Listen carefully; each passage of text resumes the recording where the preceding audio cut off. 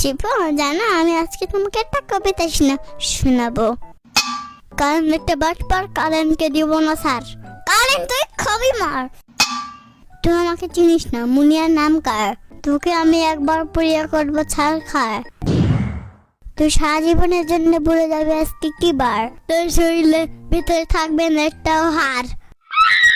সবগুলো খাবো আমি, করবো চুরমার। সুন্দর না কবিতা?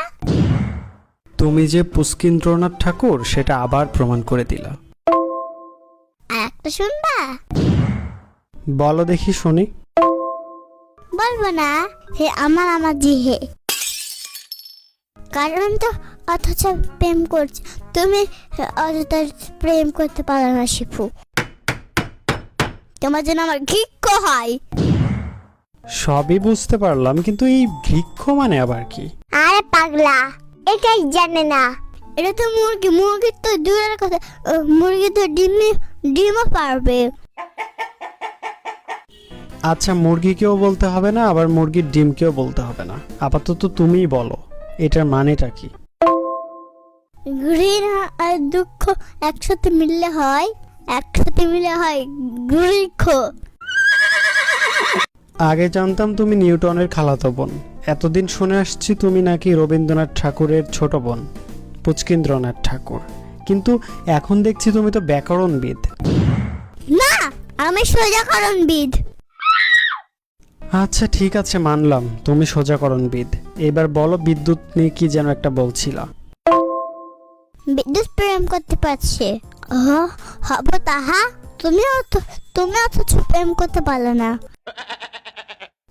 আরে ওইটা হব থাকা না, ওইটা হতভাগা হবে। পাগলার নানি, দেখো তো বিদ্যুৎ বিদ্যুৎ পরে চলে যায়, আসে না।